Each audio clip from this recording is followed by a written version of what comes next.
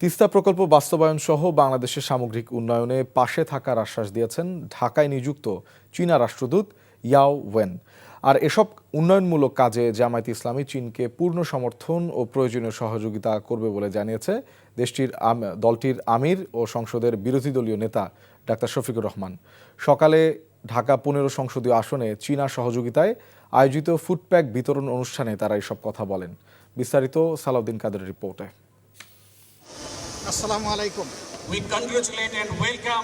ঈদ উল ফিতর সামনে রেখে চীনের সহায়তায় প্রায় ১,০০০ মানুষের মাঝে ফুডপ্যাক বিতরণ করা হয় দরিদ্র ও অসহায় মানুষের মধ্যে।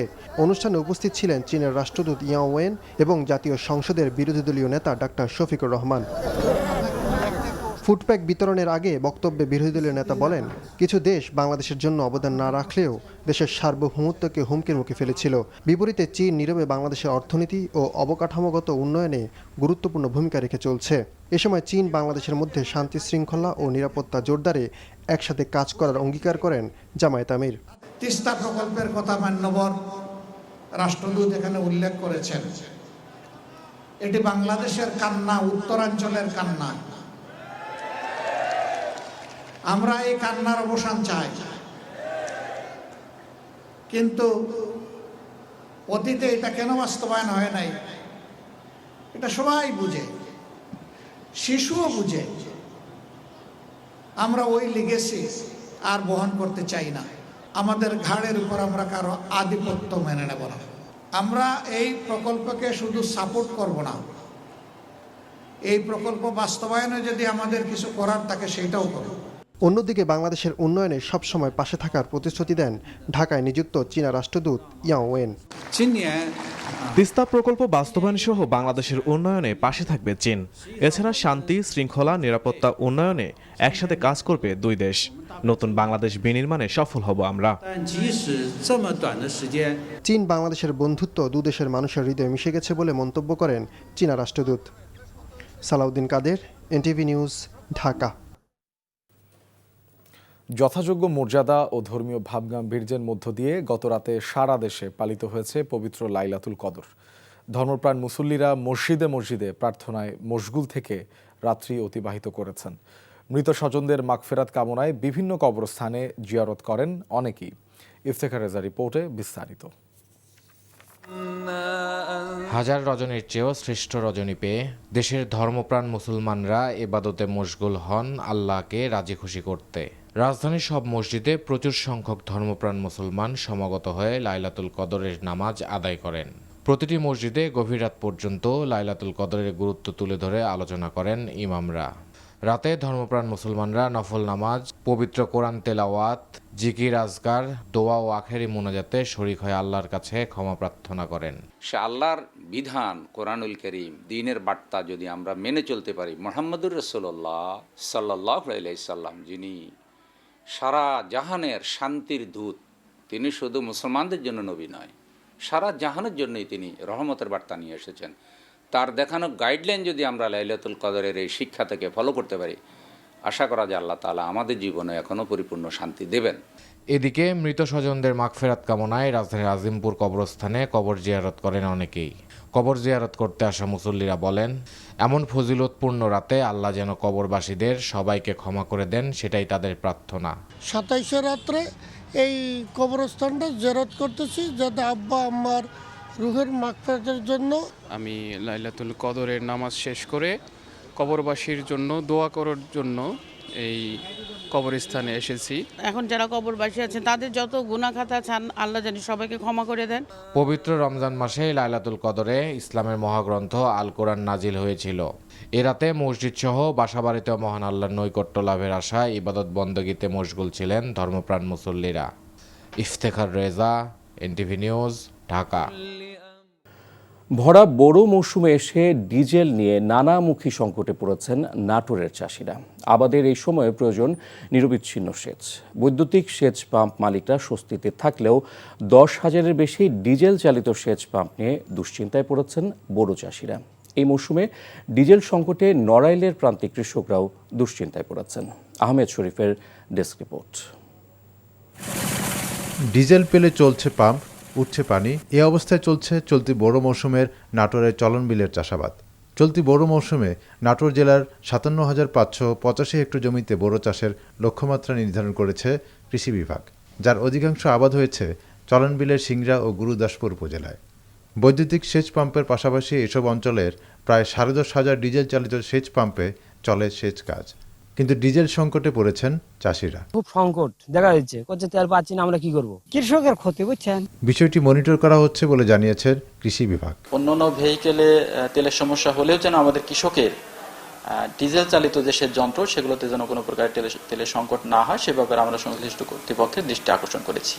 বোরো মৌসুমে সেচের গুরুত্বপূর্ণ সময়ে ডিজেল সংকটে দুশ্চিন্তায় পড়েছেন নড়াইলের প্রান্তিক কৃষকরাও। স্থানীয় বাজারে চাহিদা মতো ডিজেল না পাওয়ায় সময় মতো জমিতে পানি দিতে পারছেন না অনেকেই। এতে উৎপাদন ব্যয় বাড়ার পাশাপাশি ফসলের ক্ষতির আশঙ্কা করছেন কৃষকরা। ডিজেলের অভাবে আছে, ধানগুলো যে কেমন ফ্যাকাশ হয়ে যাচ্ছে, পানির সমস্যা দেখা দিচ্ছে। এই ব্যাপারে কৃষকদের পাশে থাকার আশ্বাস দিয়েছে কৃষি সম্প্রসারণ অধিদপ্তর। প্রত্যেক ডিজেলের দোকান পরিদর্শন করছে, কালকেও আমাদের কালিয়া উপজেলায় পরিদর্শন করছে এবং সেখানে যারা বেশি দামে বিক্রি করতেছে উপজেলা প্রশাসনকে নিয়ে সেখানে মোবাইল ফটো পরিচালনা করছে। ডিজেলের সংকট দ্রুত সমাধান করা না হলে বড় মৌসুমে সেচ দিতে ব্যর্থতার কারণে তাদের ফসলের উৎপাদন কমে যাওয়ার আশঙ্কা করছেন কৃষকরা। আহমেদ শরীফ, এনটিভি নিউজ ডেস্ক। নারায়ণগঞ্জের সিদ্ধিরগঞ্জে মেঘনা পেট্রোলিয়াম ডিপো আকস্মিক পরিদর্শন করেছেন বিদ্যুৎ, জ্বালানি ও খনিজ সম্পদ মন্ত্রণালয়ের প্রতিমন্ত্রী অনিন্দ ইসলাম অমিত।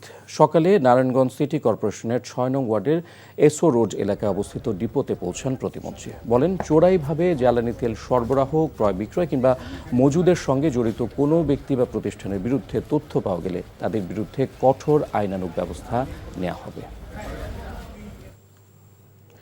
প্রধানমন্ত্রী তারেক রহমানের পক্ষ থেকে পরিচ্ছন্ন কর্মীদের মাঝে ঈদ উপহার হিসেবে নগদ টাকা বিতরণ করা হয়েছে। সকালে চট্টগ্রাম সিটি কর্পোরেশনের ৩,২৭০ জন পরিচ্ছন্ন কর্মীর মধ্যে ঈদ উপহার বিতরণ করেছেন city mayor doctor Shahadat Hossain. জনপ্রতি ৫,০০০ টাকা করে প্রায় ১,৬৩,৫০,০০০ টাকা বিতরণ করা হয়। ঈদ ঘিরে রাজশাহী সিটি কর্পোরেশনের ১,২৩৭ জন পরিচ্ছন্নতা কর্মীর প্রত্যেকে ৫,০০০ টাকা করে নগদ অর্থ উপহার দেওয়া হয়। রংপুর সিটি কর্পোরেশনের ৮৫৫ জন পরিচ্ছন্নতা কর্মীর মাঝে প্রধানমন্ত্রীর পক্ষ থেকে ঈদ উপহার বিতরণ করা হয়। কুমিল্লা সিটি কর্পোরেশনের ৮০০ পরিচ্ছন্ন কর্মীকেও ঈদ উপহার হিসেবে নগদ অর্থ দেওয়া হয়। বগুড়ার এক মানবিক সংগঠনের উদ্যোগে অসহায় প্রতিবন্ধীদের মাঝে হুইলচেয়ার ও নগদ অর্থ বিতরণ করা হয়েছে। দুপুরে সংগঠনের সভাপতি ছোটনের সভাপতিত্বে গাবতলী উপজেলার জয়ভোগা এলাকায় এ হুইলচেয়ার ও নগদ অর্থ বিতরণ অনুষ্ঠানের আয়োজন করা হয়। এ সময় উপস্থিত ছিলেন বগুড়া প্রেস ক্লাবের সাধারণ সম্পাদক আবুল কালাম আজাদ, জাসাস ঢাকা মহানগর উত্তরের যুগ্ম আহ্বায়ক শফিকুল ইসলাম শফিক সহ স্থানীয় গণ্যমান্য ব্যক্তিরা। সরকারি ছুটি শুরু হতে প্রিয়জনের সঙ্গে ঈদ আনন্দ ভাগাভাগি করতে ঢাকা ছাড়তে শুরু করেছেন নগরবাসী। ফলে কমলাপুর রেল স্টেশন, লঞ্চ ও বাস টার্মিনালগুলোতে দেখা গেছে ঘরমুখো মানুষের উপচে পড়া ভিড়। তবে মহাসড়কের বিভিন্ন পয়েন্টে যানবাহনের ধীর গতিতে বাড়ছে ভোগান্তি। রেল কর্তৃপক্ষ বলছে, প্রতিদিন কমলাপুর রেল স্টেশন থেকে প্রায় ৭০,০০০ যাত্রী যাচ্ছেন বিভিন্ন গন্তব্যে। অন্যদিকে বাস ভাড়া নিয়ে যাত্রীদের মধ্যে রয়েছে মিশ্র প্রতিক্রিয়া। বিস্তারিত নাহিদ প্রিন্সের রিপোর্টে। আজ থেকে আনুষ্ঠানিক ছুটি শুরু হওয়ায় রাজধানীর প্রতিটি প্রবেশ পথে এখন ঘরমুখো মানুষের ঢল। গতকাল অফিস শেষ করেই যারা বাড়ি ফেরার মিছিলে যোগ দিয়েছিলেন তাদের সাথে আজ যুক্ত হয়েছেন আরও হাজারো মানুষ। সবার গন্তব্য একটাই, শৈশবের সেই চেনা আঙিনা।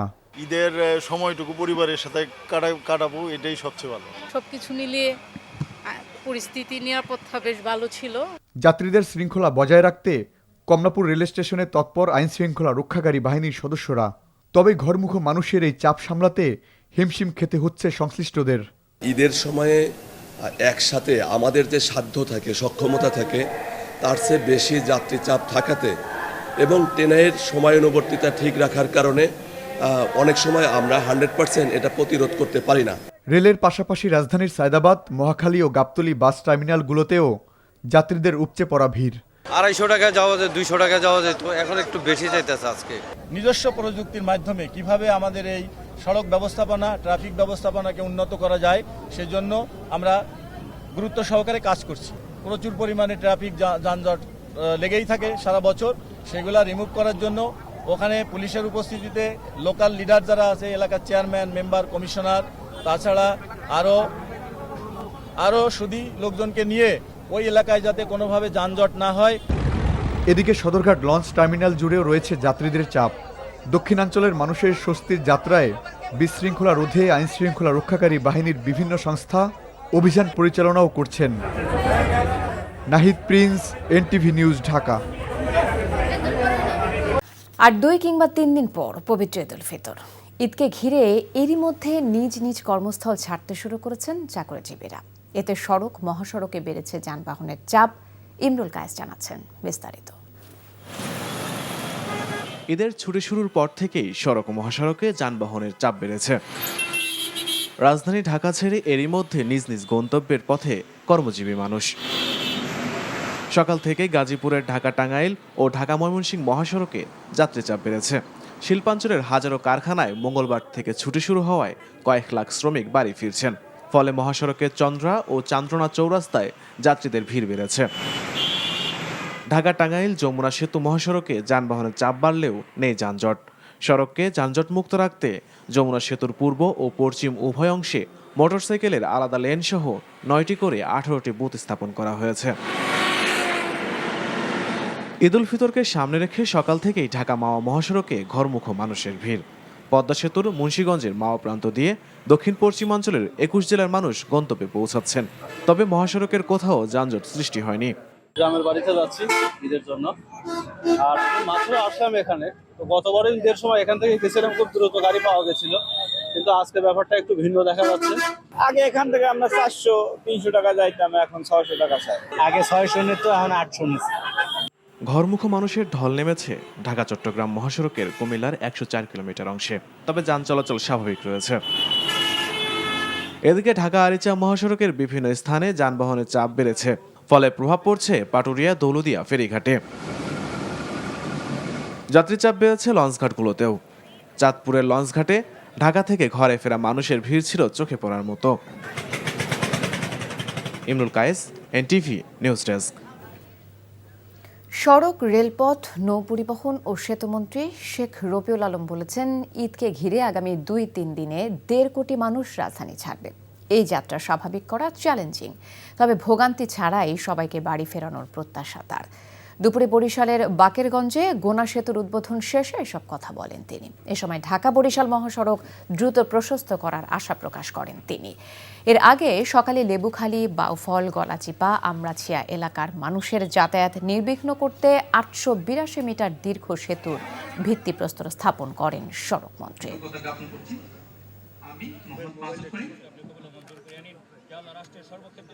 যে সমস্ত জায়গায় যানজট হওয়ার সমূহ সম্ভাবনা আছে, এখনো পর্যন্ত সুসংবাদ হচ্ছে কোনো যানজট হচ্ছে না।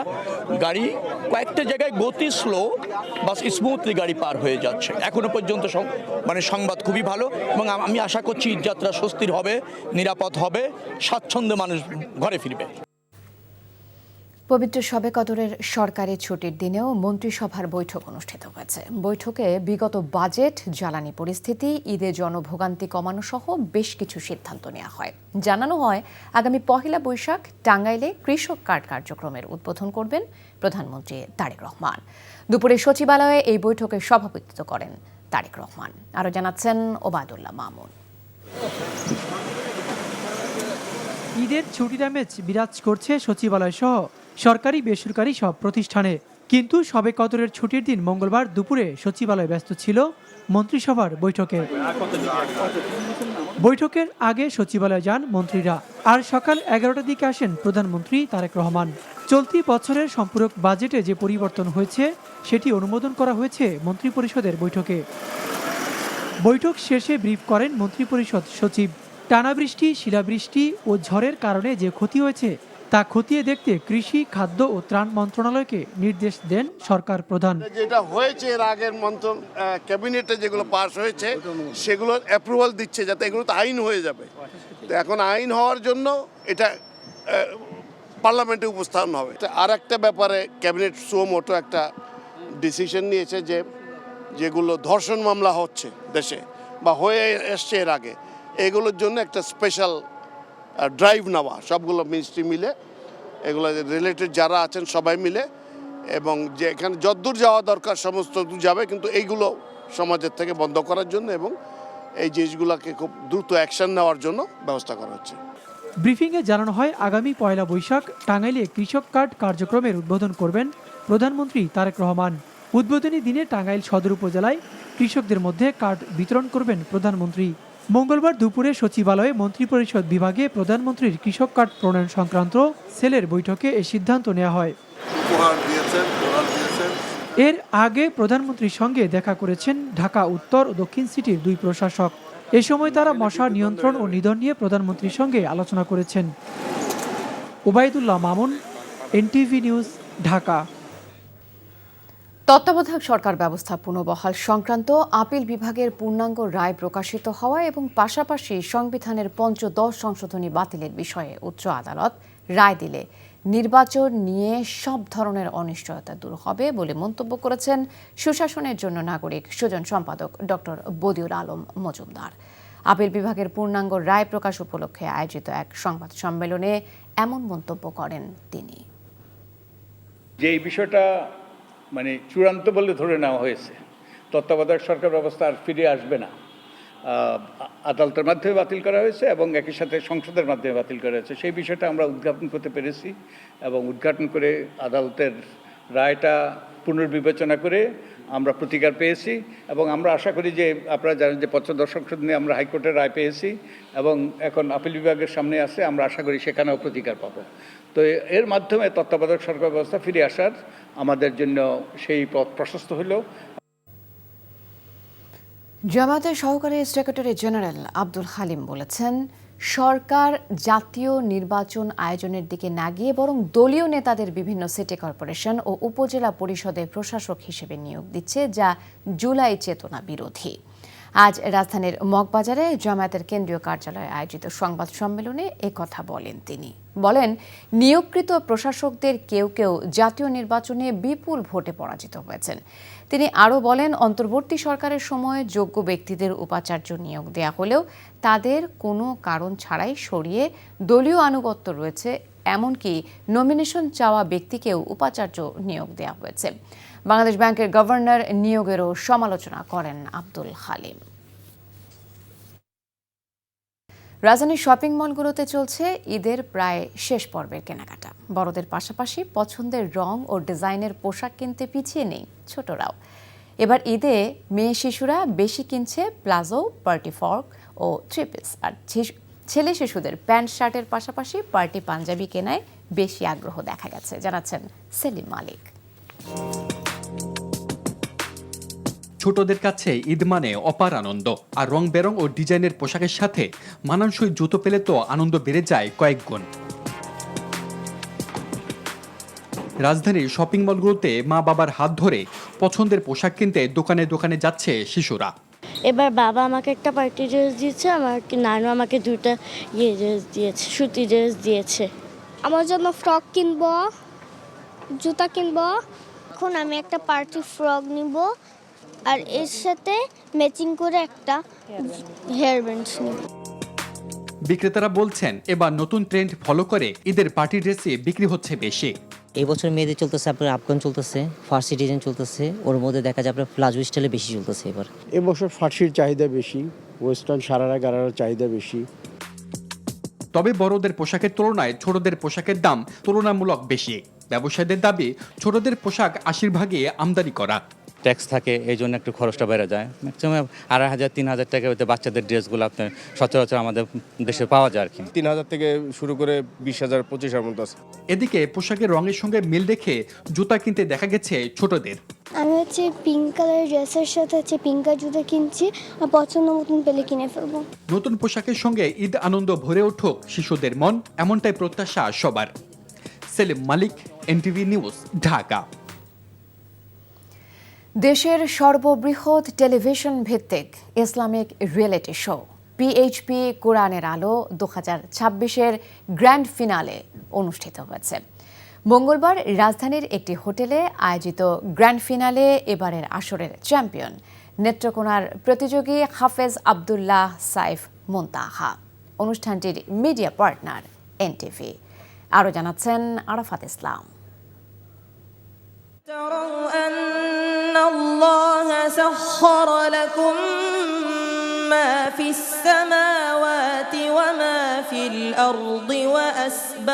প্রতি বছরের মতো এবারও ২৭ রমজানে অনুষ্ঠিত হলো দেশের সর্ববৃহৎ টেলিভিশন ভিত্তিক জাতীয় হিফজুল কোরআন প্রতিযোগিতা পিএইচপি কোরআনের আলোর গ্র্যান্ড ফিনালে।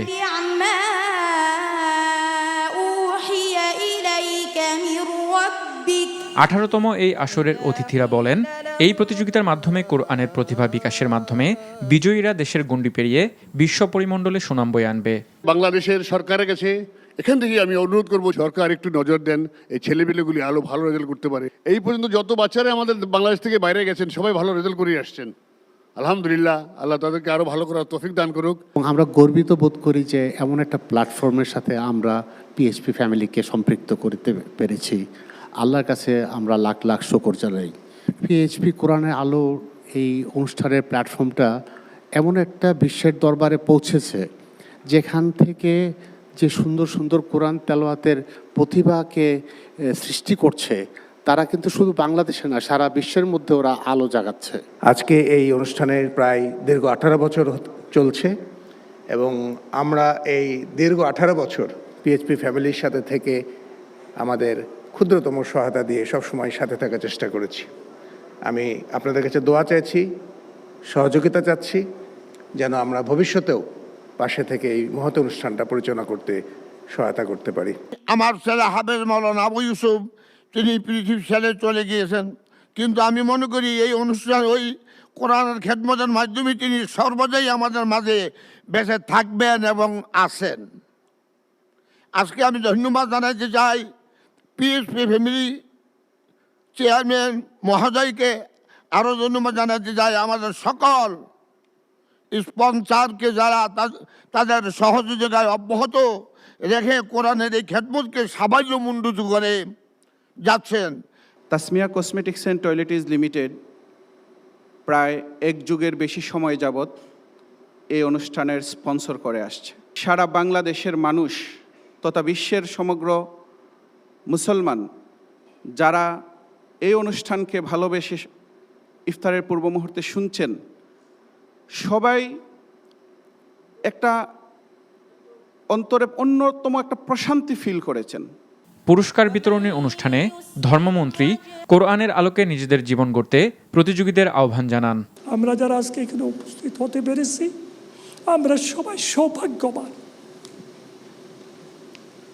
আর যিনি আজকের এই আয়োজনের ব্যবস্থা করেছেন, আল্লাহ ওনাকে আরো বেশি বেশি তৌফিক দান করুক কোরআনের খেদমত করার। যারা আজকে এখানে উপস্থিত হয়েছেন তাদেরকে আল্লাহ পাক তৌফিক দান করুক, এইভাবে এই কোরআনের অনুষ্ঠানে উপস্থিত হয়ে সবাইকে উৎসাহিত করার। আজকে আমরা এনটিভিকে সারা দেশ থেকে 25,000 প্রতিযোগী এবারের আসরে অংশগ্রহণ করে। সেখান থেকে কয়েক ধাপে বাছাইয়ের মাধ্যমে 36 জনকে নিয়ে প্রথম রমজান থেকে টিভি রাউন্ড শুরু হয়। এরপর 26টি পর্ব পেরিয়ে সেরা 6 প্রতিযোগী নিয়ে গ্র্যান্ড ফিনালে অনুষ্ঠিত হয়। বিচারকদের রায়ে এবারের আসরের চ্যাম্পিয়ন হন নেত্রকোনার প্রতিযোগী হাফেজ আব্দুল্লাহ সাইফ মুনতাহা এবং প্রথম রানার্স আপ হয়েছে মোহাম্মদুল্লাহ বিন শফিক। দ্বিতীয় ও তৃতীয় স্থান অধিকার করেন যথাক্রমে নরসিংদীর হাফেজ মোহাম্মদুল্লাহ বিন শফিক ও কুমিল্লার হাফেজ জুনায়েদ খান। পরে বিজয়ীদের হাতে পুরস্কার তুলে দেওয়া হয়। আমাদের মাঝে উপস্থিত হওয়ার জন্য সম্মানিত। প্রতিযোগিতার প্রথম পুরস্কার 4 লাখ টাকা, দ্বিতীয় পুরস্কার 3 লাখ আর তৃতীয় পুরস্কার হিসেবে রয়েছে 2 লাখ টাকা। পাশাপাশি চতুর্থ স্থান অধিকারী 1 লাখ টাকা এবং পঞ্চম ও ষষ্ঠ স্থান অধিকারী পান 50,000 টাকার পুরস্কার। এছাড়াও চ্যাম্পিয়ন ও রানার আপের দুজনের জন্য থাকছে উমরাহের সুযোগ।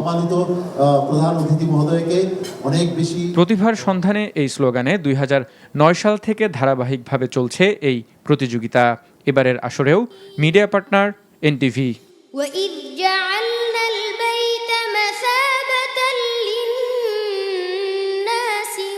Arafat Islam, NTV news, Dhaka. Bangladesh cricket বোর্ডের আইসিসি সংক্রান্ত বিজ্ঞপ্তিকে ভালোভাবে নেননি যুব ও ক্রীড়া প্রতিমন্ত্রী আমিনুল হক। তিনি বলেছেন, বিশ্বকাপে কেন বাংলাদেশ খেলতে গেল না এবার তাও খতিয়ে দেখা হবে। অন্যদিকে এসএসের সাবেক সাধারণ সম্পাদক সৈয়দ আশরাফুল হক দৃঢ়তার সঙ্গে বলেছেন, বোর্ড পরিবর্তন হয় দেশের সরকারের মর্জি অনুযায়ী। এখানে আইসিসির কিছু করার থাকে না। রিপোর্ট বসন কবিরের। সোমবার রাতে এক বিজ্ঞপ্তিতে জাতীয় ক্রীড়া পরিষদের তদন্ত কমিটির ব্যাপারে নিজেদের বক্তব্য তুলে ধরে আবারও আলোচনায় আমিনুল ইসলাম বুলবুলরা। ভেতরের খবর কোনো পরিচালকের সঙ্গে আলোচনা ছাড়াই একক সিদ্ধান্তে সিঙ্গাপুরের এক আইনজীবীর মাধ্যমে এই বিজ্ঞপ্তি লেখান বোর্ড সভাপতি। যে যখন বিগত নির্বাচনের সময় ডিসিরা একবার অলরেডি কাউন্সিলরশিপ পাঠিয়েছিলেন, তার পরবর্তীতে আমাদের বর্তমান প্রেসিডেন্ট বুলবুল ভাইয়ের চিঠির পরিপ্রেক্ষিতে তারা আবার দ্বিতীয়বার কাউন্সিলর পাঠিয়েছে। সো এটা তো একদম দৃশ্যমান সত্য কথা। সো এটি নিয়ে যদি এখন মানে সেই বিগত স্বৈরাচারের মতো যদি কথা বলে যে আমরা যেটি করেছি সঠিক করেছি, সেটি আসলে সমুচীন হবে না। আমার কাছে মনে হয় যে আমরা তদন্ত প্রতিবেদনটা দেখি, তারপরে আমি আইসিসির সাথে কথা বলে আমাদের পরবর্তী পদক্ষেপ পরবর্তীতে আপনাদেরকে জানানো হবে। আইসিসিকে টেনে এনে বিসিবির এমনতর বিজ্ঞপ্তিতে বিস্মিত হয়েছেন আন্তর্জাতিক ক্রিকেটে বাংলাদেশের চেনা সংগঠক সৈয়দ আশরাফুল হক। অতীতের বেশ কিছু ঘটনা মনে করিয়ে দিয়েছেন তিনি। পাকিস্তানে 1 মাসের ভিতরে 3বার প্রেসিডেন্ট চেঞ্জ হয়েছে, তো কি হয়েছে? এটা হবে, এটা হয়েছে। আমাদের দেশের তুমি দেখো, from the past, Saber Hossain Chowdhury resign, নতুন বোর্ড এসেছে।